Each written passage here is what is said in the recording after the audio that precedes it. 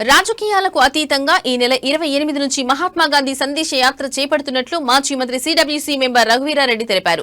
గాంధీ ఫిలాసఫీని మరోసారి ప్రతి ఒక్కరి దృష్టికి తీసుకెళ్లి యువతలో స్ఫూర్తి నింపాలని ఈ యాత్ర చేస్తున్నామని పేర్కొన్నారు. ఇటీవల ఉపాధి హామీ పథకానికి మహాత్మా గాంధీ పేరు తొలగించి ఆయనను అవమానపరిచారని, ఇది తనకు చాలా బాధ కలిగించిందన్నారు. మహాత్మా గాంధీని అన్ని పార్టీల వారు గౌరవించాలని సూచించారు. మహాత్మా గాంధీ హత్య జరిగి 78 సంవత్సరాలు పూర్తవుతున్నందున 78 మందితో శ్రీ సత్యసాయి జిల్లా మడకశిర మండలం నీలకంఠాపురం గ్రామం నుంచి జిల్లాలోని హిందూపురం పట్టణంలోని గాంధీ చౌక్ వరకు ఈ పాదయాత్ర జరుగుతుందని రఘువీరారెడ్డి వెల్లడించారు.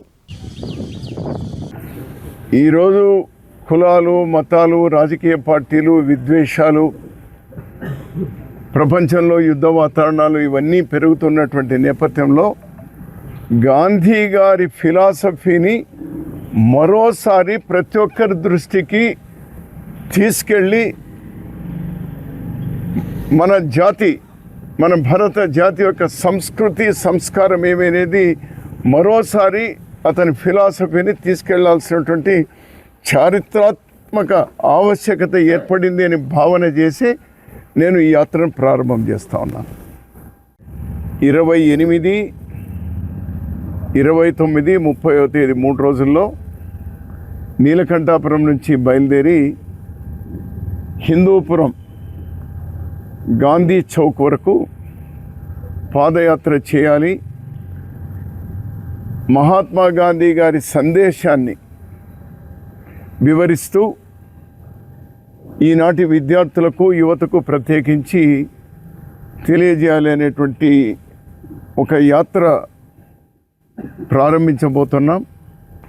ఈ దేశాన్ని, మహాత్మా గాంధీని వేరు చేయలేనటువంటి పరిస్థితి. అంతేకాకుండా ఈ ప్రపంచంలో శాంతిని, సమతను, గాంధీని వేరుగా చేయలేము. అటువంటి మహనీయుని ఈ మధ్యకాలంలో బాధ కలిగించేటువంటి మహాత్మా గాంధీ జాతీయ గ్రామీణ ఉపాధి హామీ పథకంలో అతని పేరు తొలగించడం కానీ, తెలిసో తెలియకనో లేకపోతే కుటిల ప్రయత్నాలతోనో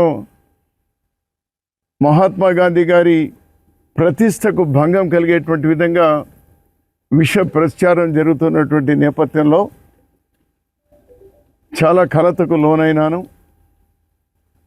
నాది ఒక స్వాతంత్ర సమరయోధుల కుటుంబం, అందులో నాకు మరింత బాధ్యత ఎక్కువగా ఉంది అని నేను ఆలోచన చేసి, నా స్నేహితులతో కూడా ఆలోచన చేసి, శ్రీలంకకు వెళ్ళేక ముందు కూడా ఉండింది, శ్రీలంకకు వెళ్ళిన తర్వాత మరింత బలపడింది.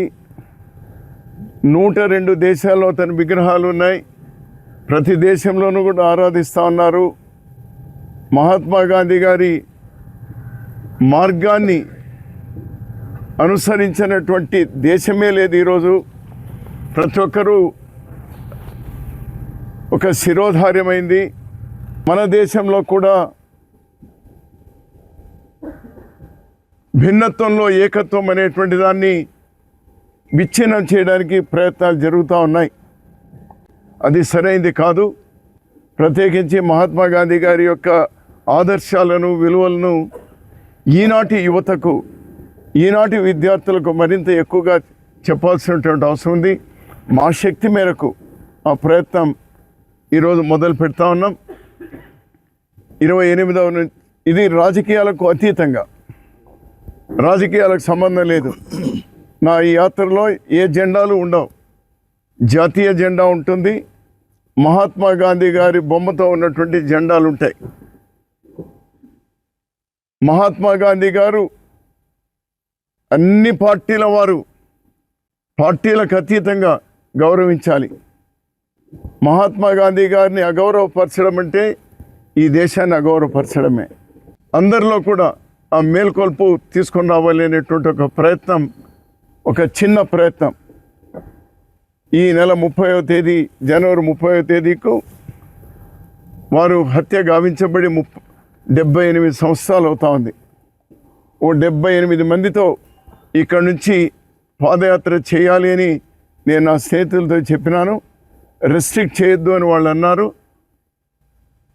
మరి 78 మందితో పాటు ఇంకా ఎవరైనా స్వచ్ఛందంగా వారు పాదయాత్రలో పాల్గొంటే మంచిది. కానీ దీనికి అందరూ కూడా రాజకీయాలకు అతీతంగా అందరూ సహకరించాలి. మన బాధ్యతగా గాంధీజీ గారిని ఈ దేశమే కాదు ఈ ప్రపంచంలోనే ఈ యువతకు అవి తెలియజేసేటువంటి ఈ ప్రయత్నానికి అందరూ సహకరించాలి, మద్దతు ఇవ్వాలి అని నేను కోరుతా ఉన్నాను. నమస్కారం.